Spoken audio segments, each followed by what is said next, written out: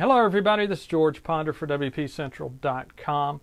Got a video review for you today. This go around we're taking a look at the Windows Phone application Fantasia Painter. Now, we recently ran a best photography app list on the website and a lot of comments came in saying, hey, where's Fantasia? So we thought we'd give it a try and see what all the excitement was about. Fantasia Painter is a feature-rich photography app. I mean, it's editing, it's painting, it's a ton of features. So much I could probably talk for about 20-30 minutes on it, so I'm just going to give you a brief overview of what the application has to offer. When you first launch Fantasia Painter, you'll have a tutorial page that'll show up. It'll give you the brief overview on the different painting strokes and everything. You hit tap to paint, you launch the application. From that point forward, when you start the app, you return to the last picture that you were editing. So I was editing this blue jay. So when I launch the app, this is what I see. Now down below on the main screen, you have control buttons to pull up the brushes, and you've got about 13 or so. Everything from sketch to fairy lights. You've got a little preview up top. You've got various adjustments you can make to each brush, colors, opacity, brush size, the hardness of the brush. You've got makeups. The other buttons, you've got effects, and this is where all your customizations really kick in. You've got colorize, where you can only colorize part of your picture and keep the rest black and white. You've got mold, that's going to put some distortions. You can bloat, shrink, move. Move a little so I can move and distort the picture. Now on all these effects screens, you've got three buttons. You've got the undo, redo, and then a tweaks. And this is going to give you finer adjustments for that effect. You can always hit back and discard all the changes or keep the changes. You've got other things, recolor, you can add text and symbols, stickers. You've got your editing actions, crop, scale, rotate, your canvas size, various editing adjustments, color balance, brightness, contrast, saturation, remove red eye, RGB balance. You've got your artistic filters. You've got watercolor, which will turn it into a watercolor painting. Again, you've got your tweaks. Now up top, you've got a couple of controls. You've got paint effect and paint original. Now paint original, that basically removes that effect. Paint effect, as you would guess, applies that effect. You've got some actions, basically how that effect is applied: reverse, horizontal, vertical fade. Then you can toggle between the original and the effect. You've got options, again, brush size, and that's mainly for your paint effect and paint original options, as well as go full screen.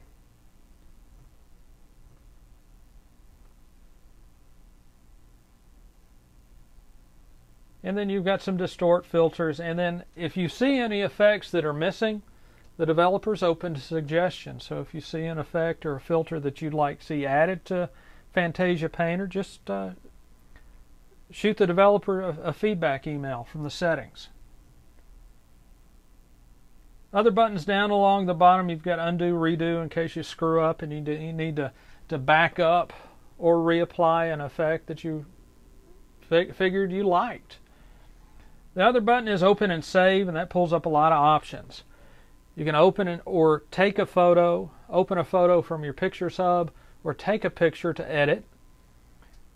A new painting, now that's the neat thing about Fantasia Painter. If you don't want to mess with photographs, you can create a blank slate. You've got options for different colored backgrounds, and you can hand draw or hand paint a picture. Save the image to phone when you're ready to save whatever, either the picture or the painting that you've created. You've got a handful of frames and borders that you can choose from. You can name your painting, flip it or rotate it, and then save it. You can share on Facebook. You've got tips and help section.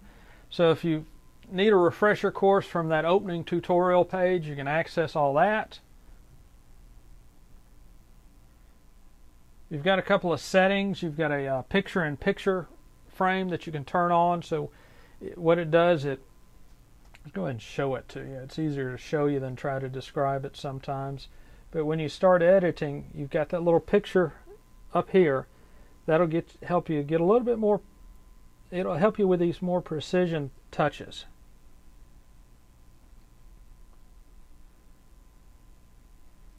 You've got notifications, show tap back to exit full screen, confirm exit when pressing back. That's that undo or discard changes, save changes stuff. Then you've got your quality settings. What level of quality do you want to save the picture at? What level of quality do you want to share the picture at? Granted, the higher percentage, the larger the file, the better the resolution.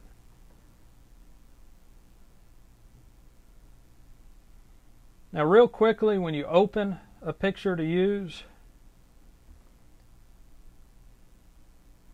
you'll get a crop, scale, rotate, image, edit screen. That's where you can resize, crop your image, rotate it. And once you get all that set, so let's say if I want to crop it a little tighter, I just hit OK. And then that takes you to your main editing screens. All in all, Fantasia Painter, it's a really nice, very impressive photography app for your Windows Phone. The only downside, and I say this with reservation, is that you're working on such a small screen. Sometimes these edits are kind of tough to nail down on the first try, so you're going to use that redo button a little bit more often at the beginning until you get used to the controls. It'd be really nice to have something like this on the big screen. And in looking into things, sure enough, you do have such an option online through the developer's website. We'll have links to that in the post. Fantasia Painter, it comes in two versions. It's Fantasia Painter Free, which is a free version of the application. And then Fantasia Painter is the full version that's running you $1.99. Both are available over at the Marketplace, and as always, we'll have the Marketplace links in the post.